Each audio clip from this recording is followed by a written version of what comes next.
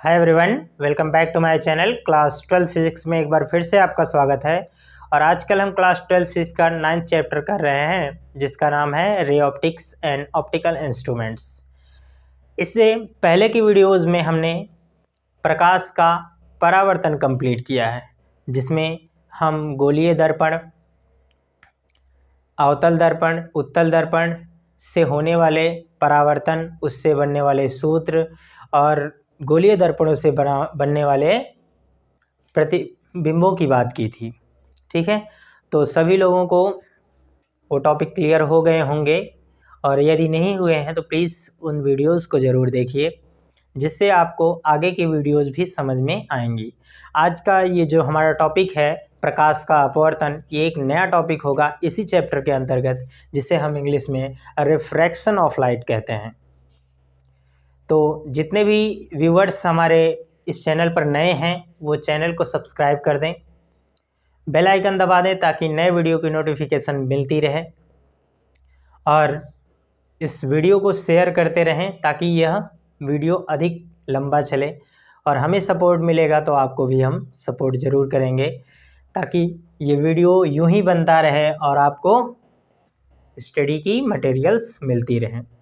और आज हम आप लोगों को वीडियो के डिस्क्रिप्शन में व्हाट्सएप लिंक देंगे, और वहाँ पर यदि आप व्हाट्सएप करें तो हम इस वीडियो के पीडीएफ नोट्स आपको व्हाट्सएप के ज़रिए प्रोवाइड करवा देंगे।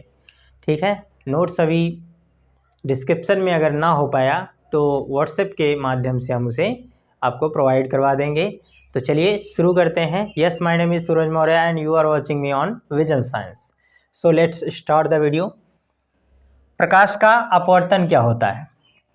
देखिए, अभी तक हमने दर्पण पर एक तरफ क्या होता था, कलई होती थी, और दूसरा तल परावर्तक होता था। जब प्रकाश उस माध्यम से टकराता था तो दूसरे माध्यम में नहीं जा पाता था और परावर्तित होकर वापस चला आता था। इसे तो हम प्रकाश का परावर्तन कहते थे। लेकिन अब यदि कलई ना हो, कोई ट्रांसपेरेंट माध्यम हो यानी पारदर्शी माध्यम हो, तो ऐसे माध्यमों में जब प्रकाश प्रवेश करता है तो वह अपने मार्ग से विचलित हो जाता है। ये बिल्कुल ठीक ऐसा ही है।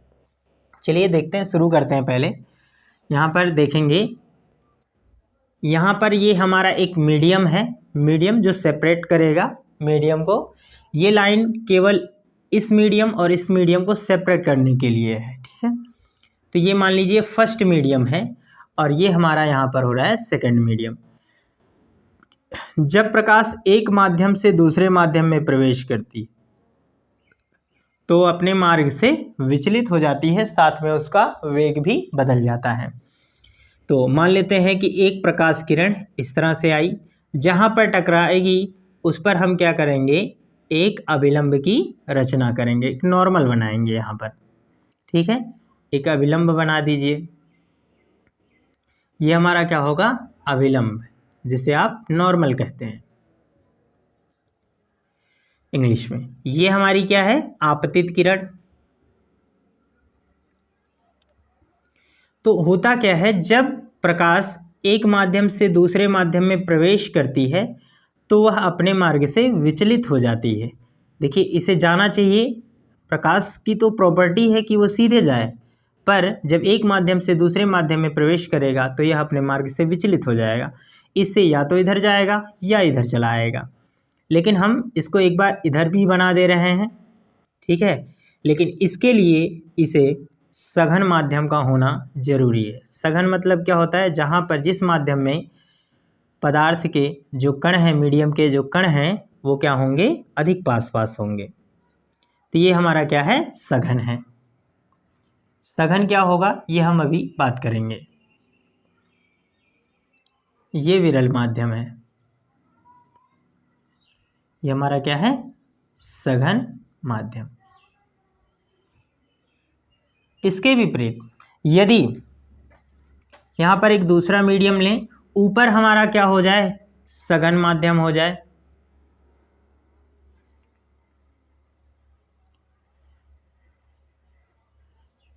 तो प्रकाश किरण जहाँ पर आएगी, टकराएगी जिस बिंदु पर, वहाँ पर तो हमको एक अभिलंब की रचना ही करनी है। तो जब इस मीडियम से प्रकाश किरण इस मीडियम में आएगा विरल माध्यम में, ये सेकंड मीडियम है, अब की बार इसे हम विरल माध्यम ले रहे हैं, और ये फर्स्ट मीडियम को अब की बार सघन माध्यम, सघन माध्यम। जब सघन से विरल में प्रवेश करता है तो वह अभिलंब से क्या होता है, दूर हट जाता है। ये इसका रास्ता था पहले का, जहाँ प्रकाश किरण को जाना चाहिए था, पर ऐसा जाएगा नहीं, वो अपने मार्ग से विचलित होकर अभिलंब से दूर हो जाएगा। तो यह घटना घटित होती है। ये घटना क्यों घटित होती है? क्योंकि प्रकाश की जो चाल होती है वो अलग अलग माध्यमों में अलग अलग होती है, इसीलिए प्रकाश के अपवर्तन की घटना घटित होती है। तो इसकी डेफिनेशन हम कैसे लिखेंगे? देखिए, सबसे पहले परिभाषा बहुत ज़रूरी है और बहुत आसान है इसकी परिभाषा। हमें लगता है कि जितने भी स्टूडेंट पढ़ रहे हैं उन सबको ये परिभाषा आती ही होगी, यदि नहीं आती तो फिर भी बहुत आसान है, हम इसे बता रहे हैं। जब प्रकाश किरण एक माध्यम से दूसरे माध्यम में प्रवेश करती है तो वह अपने मार्ग से विचलित हो जाती है, उसका वेग भी बदल जाता है। प्रकाश के अपने मार्ग से विचलित होने की इस घटना को ही हम प्रकाश का अपवर्तन कहते हैं। एक बार फिर से शब्दों को सुने और नोट्स बना सकते हैं आप हमको, हमारी बातों को सुनकर ही। जब प्रकाश एक माध्यम से दूसरे माध्यम में प्रवेश करती है तो वह अपने मार्ग से विचलित हो जाती है तथा उसका वेग बदल जाता है। प्रकाश के अपने मार्ग से विचलित होने की इस घटना को ही प्रकाश का अपवर्तन कहते हैं। अब देखिए, सघन माध्यम में अपने मार्ग से अभिलंब की ओर झुक जाती है और विरल माध्यम में अगर जाए दूसरा माध्यम हो तो अभिलंब से क्या होती है, दूर हो जाती है। ये बिल्कुल ठीक ऐसे ही है जैसे आप सड़क पर चल रहे हों, जब आपको भीड़ भाड़ मिलती है तो आप क्या करते हैं, अपनी गति को धीमा कर लेते हैं, स्लो कर लेते हैं और उन्हें ऐसे घूम घूम कर लोगों को बचाकर आगे बढ़ते हैं। तो प्रकाश की किरणें भी ठीक इसी तरह से व्यवहार करती हैं जब वो किसी मीडियम में प्रवेश करती हैं। यदि सघन माध्यम में प्रवेश की, अर्थात भीड़ भाड़ वाले इलाके में प्रवेश की, तो इसकी चाल कम हो जाएगी, प्रकाश की चाल, और चाल कम होगी तो अभिलंब की ओर क्या होगी, झुक जाएगी। ठीक इसके विपरीत जब आप भीड़ से बाहर निकलते हैं तो आपको खुला रास्ता मिलता है तो आप तेज़ी से बाइक को चलाते हैं या तेज़ी से चलते हैं। तो ये सघन से जब विरल में प्रवेश किया, यानी भीड़ भाड़ वाले इलाके से जब वह विरल में गया तो अभिलंब से क्या होता है, दूर हट जाता है, क्योंकि इसका वेग बढ़ जाता है ना। ठीक इसी तरह से, तो काफ़ी आसान था। इसकी डेफिनेशन लिखें, फिगर को ड्रॉ कर सकते हैं स्क्रीनशॉट लेकर। अब यहाँ पर बात करेंगे अपवर्तन के नियम। क्या बात करना है? अपवर्तन के नियम। अपवर्तन के नियम। तो अपवर्तन के दो नियम हैं, याद रखें। अपवर्तन के कितने नियम हैं? दो नियम हैं। ठीक है, पहला हम यहाँ नोट्स भी कर दे रहे हैं, ये काफ़ी इम्पोर्टेंट टॉपिक है। पहला नियम ये है कि आपतित किरण, और ये हमारी क्या होती है, अपवर्तित किरण, जो दूसरे मीडियम में जाती है, अपवर्तित किरण।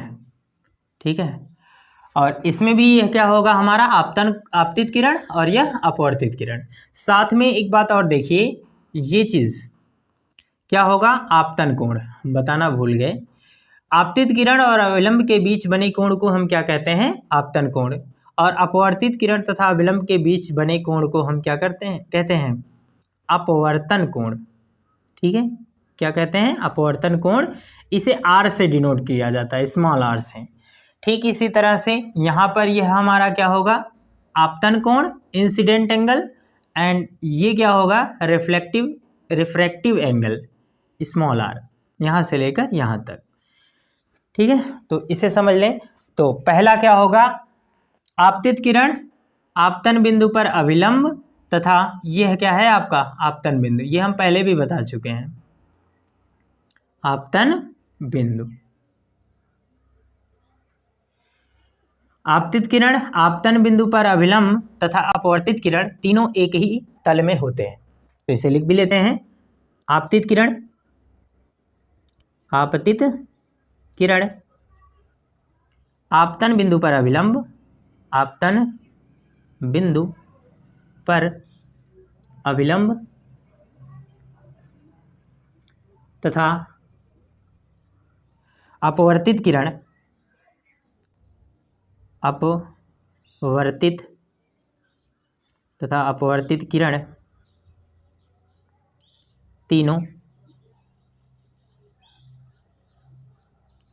एक ही तल में होते हैं, एक ही तल में होते हैं। ये हमारा पहला नियम है। दूसरा नियम और भी ज़्यादा इम्पोर्टेंट है, ठीक है। बिल्कुल ये प्रकाश के परावर्तन के नियमों की तरह है, पर वो बहुत छोटे छोटे थे। पर ये नियम थोड़ा सा लॉन्ग है, कंसेप्चुअल है, और इसमें एक साइंटिस्ट का नाम भी है। तो ये आपतन कोण और अपवर्तन कोण, ये क्या है हमारा आपतन कोण है, और ये क्या है अपवर्तन कोण। अपवर्तन कोण, यहाँ कोण बराबर नहीं होते हैं क्योंकि ये अविलंब से झुक जाता है ना, इसलिए बराबर नहीं होते। तो यहाँ पर लिखेंगे किसी एक ही रंग के प्रकाश के लिए, किसी एक ही रंग या तरंग दैर्ध्य भी कह सकते हैं, किसी एक ही रंग के प्रकाश की तरंग दैर्ध्य, ये यहाँ पर लिख लेंगे तरंग, मिटा देते हैं, तरंग दैर्ध्य। किसी एक ही रंग के प्रकाश की तरंग दैर्ध्य के लिए आपतन कोण, आपतन कोण आई की ज्या को हम साइन से डिनोट करते हैं। क्या? साइन। साइन की स्पेलिंग SINE होती है, ठीक है। आपतन कोण आई की ज्या तथा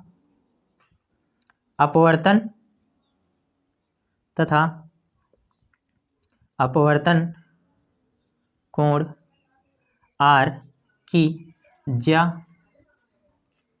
का मतलब यहाँ पर भी साइन का, ज्या का अनुपात एक नियतांक होता है,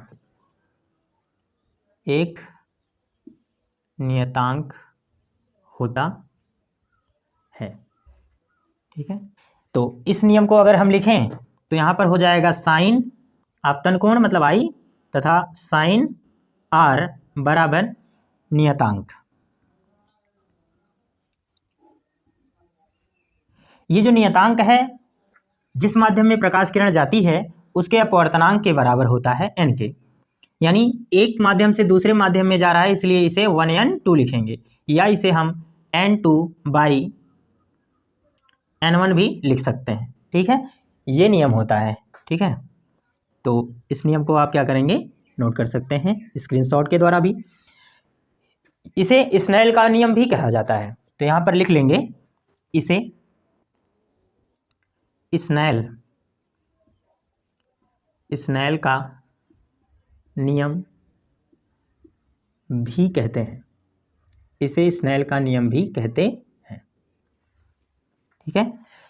यह स्नेल का नियम एग्जाम में जब आता है, स्नेल का नियम क्या है, तो आप प्रकाश के अपवर्तन के दूसरे नियम को लिख देंगे, ठीक है। तो इस तरह से इसे समझ सकते हैं, और बाकी कुछ बातें और भी यहाँ पर आपको क्या करनी है, नोट करनी है। देखिए ये जो नियतांक है वो इसके अपवर्तनांक के बराबर होता है। यहाँ आप एक चीज़ लिखेंगे, यहाँ 1n2, यहाँ 1n2 पहले माध्यम के सापेक्ष का मतलब तुलना करना होता है, ठीक है। सापेक्ष दूसरे माध्यम का अपवर्तनांक है, ठीक है। तो आप अपने शब्दों में नीचे लिख सकते हैं। ठीक है, तो इस तरह से ये टॉपिक कंप्लीट होता है। इसका आप एक स्क्रीनशॉट ले लीजिए, फिर हम अगला टॉपिक इसमें स्टार्ट करेंगे। अब हम इसके आगे देखेंगे आखिर प्रकाश के अपवर्तन का क्या कारण होता है। बहुत बार पूछा जाता है कि प्रकाश के अपवर्तन का क्या कारण है।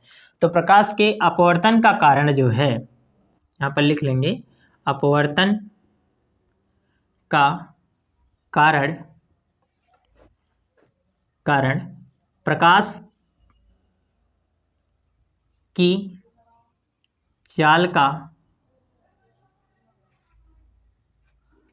देखिए प्रकाश की चाल का, या ऐसे लिख सकते, प्रकाश की चाल का अलग अलग माध्यमों में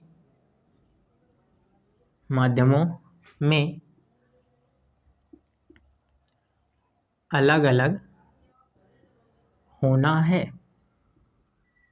मतलब प्रकाश की चाल अलग अलग माध्यमों में अलग अलग होती है, इसीलिए प्रकाश के अपवर्तन की घटना घटित होती है। ठीक है, अब हम यहाँ पर कुछ और टॉपिक्स देखेंगे कि प्रकाश जब एक माध्यम से दूसरे माध्यम में जाती है, विभिन्न माध्यमों में प्रकाश की चाल में संबंध देखेंगे। तो यहाँ पर लिखेंगे, जैसे मान लेते हैं कि हमारे पास एक मीडियम ये है, एक मीडियम ये है, और एक मीडियम यहाँ पर है। इस माध्यम से प्रकाश किरण चली, जब इस माध्यम में मान लीजिए यह हमारा वायु या निर्वात है,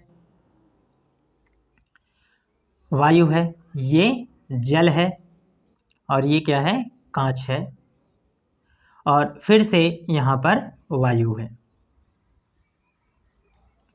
यह एक माध्यम हो गया, यह दो माध्यम हो गया, यह तीन हो गया। इसके बाद फिर ये वायु है, तो इसे हम एक ही कंसीडर करेंगे। जब प्रकाश किरण वायु से जल में प्रवेश करेगी तो अपेक्षाकृत क्या होगा, अविलंब की ओर झुक जाएगी।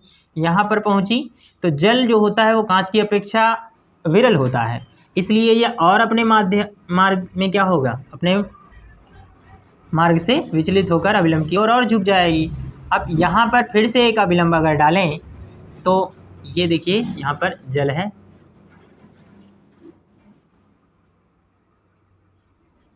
और ये कांच है।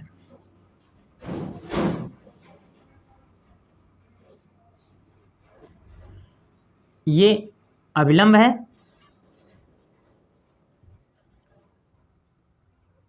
तो इसे जाना चाहिए इधर, लेकिन अब फिर से इस सघन से विरल में जा रहा है, इसलिए अविलंब से दूर हट जाएगा और अपने आपतित किरण के समांतर दिशा में ही क्या होगा, ये आगे बढ़ेगा। अब यहाँ से हम अपवर्तनांक के फॉर्मूले को डिराइव करेंगे, इस संबंध को देखेंगे। देखिए जब 1 से 2 में गया तो जो नियम होगा प्रकाश की चाल, तो यहाँ पर हो जाएगा एक माध्यम से दूसरे के लिए 1n2 होता है, और ये बराबर होगा अपवर्तनांक। पहले एक फॉर्मूला यहाँ पर लिख सकते हैं, अपवर्तनांक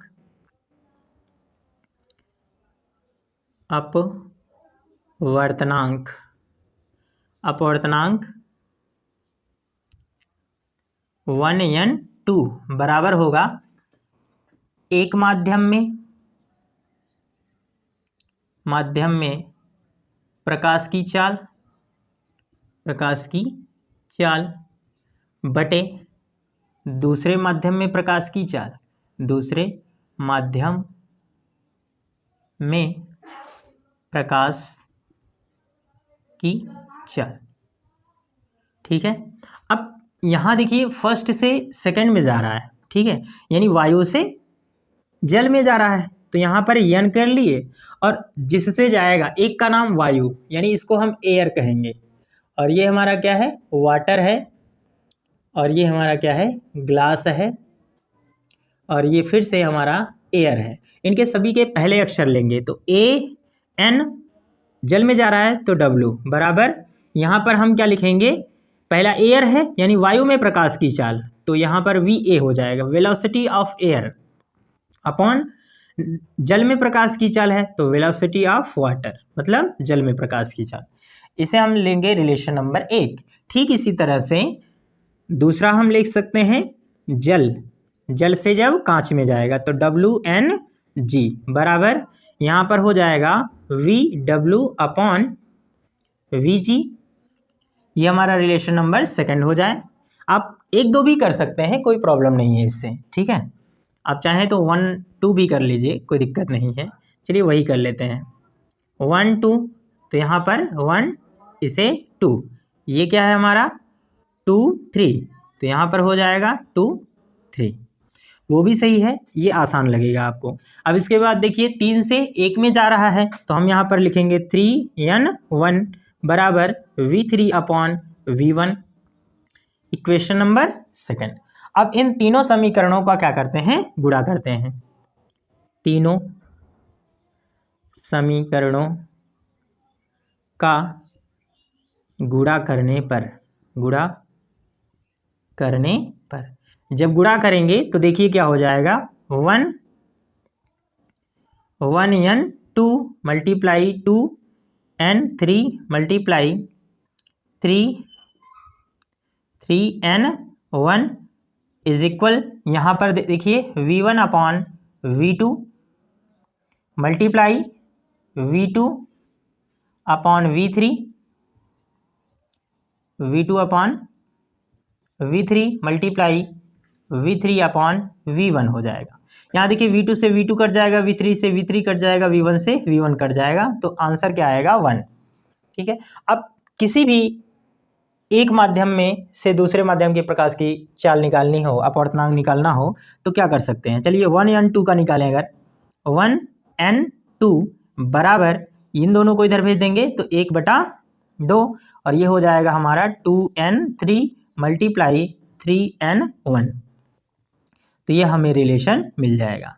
आपका यह एक मेन रिलेशन है, इसी से हम कोई भी निकाल सकते हैं। यदि केवल आपके पास 2 ही मीडियम हो, मान लीजिए 1 और 2, तो क्या होगा, तो हम लिख सकते हैं 1n2 बराबर 1/2n1, यह भी एक रिलेशन बन जाएगा अगर केवल 2 ही मीडियम हो तो इस तरह से हम इस टॉपिक को भी समझ सकते हैं। ये काफ़ी आपके लिए यूजफुल होगा, तो आप इसे नोट करिए, फिर हम अगला टॉपिक स्टार्ट करते हैं। हमारा नेक्स्ट टॉपिक है निरपेक्ष अपवर्तनांक। तो निरपेक्ष अपवर्तनांक क्या होता है। देखिए, निर्वात के सापेक्ष किसी अन्य माध्यम का जो अपवर्तनांक होता है वो निरपेक्ष अपवर्तनांक कहलाता है। तो यहाँ पर आप इसे लिख सकते हैं, निर्वात के सापेक्ष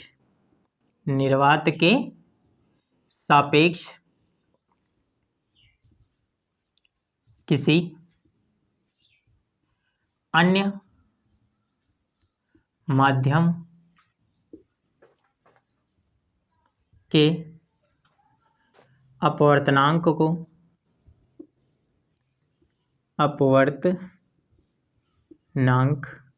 को निरपेक्ष अपवर्तनांक कहते हैं। निरपेक्ष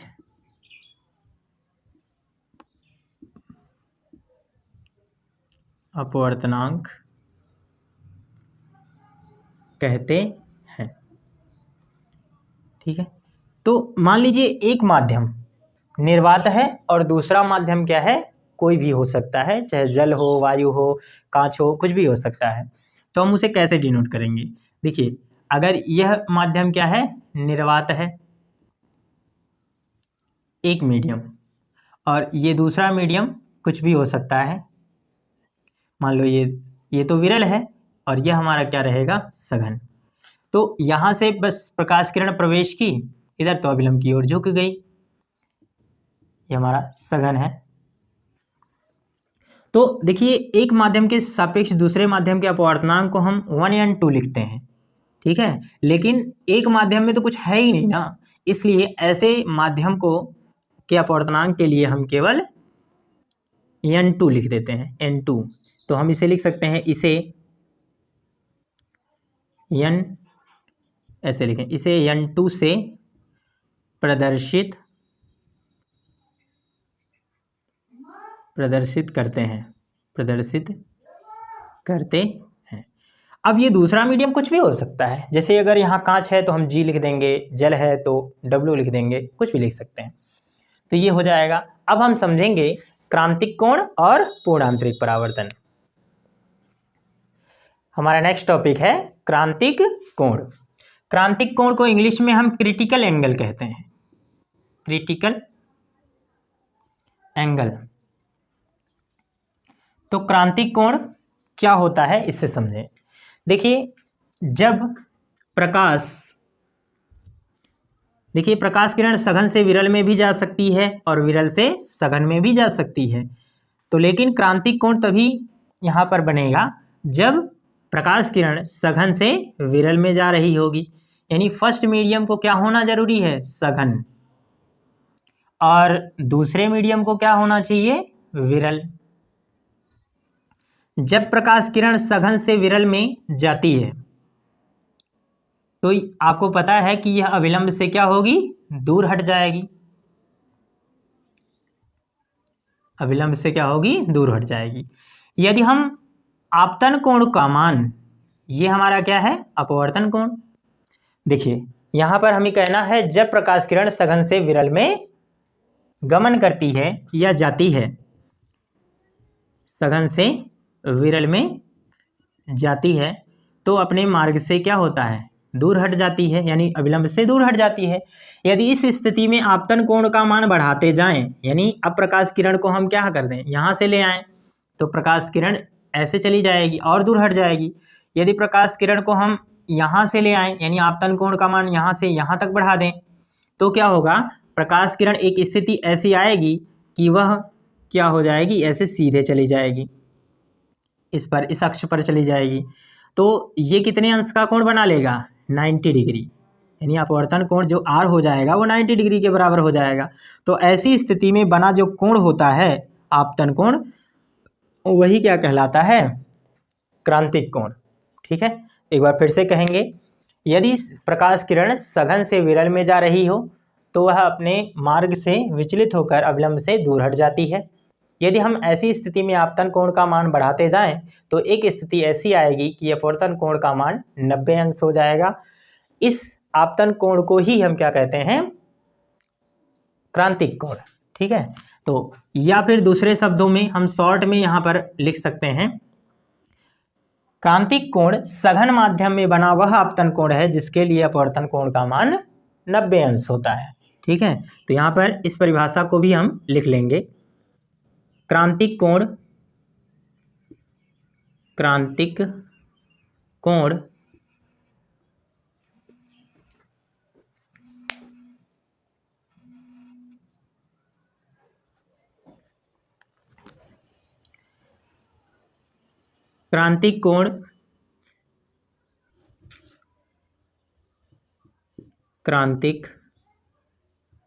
कोण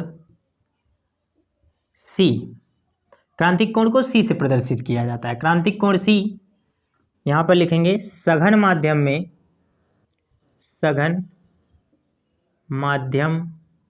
में बना वह आपतन कोण है, वह आपतन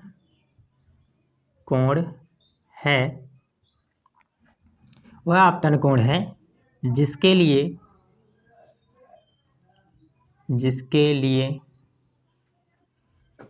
अपवर्तन कोण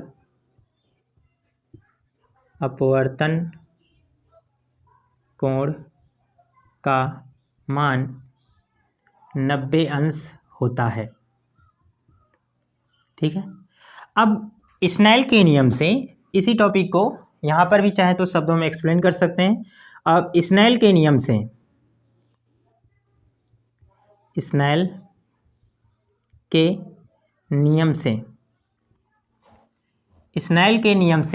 हम जानते हैं कि sine I upon sine R बराबर अपवर्तनांक होता है। यानी ये फर्स्ट मीडियम, ये सेकंड है, तो लिखेंगे 1n2 हो जाएगा।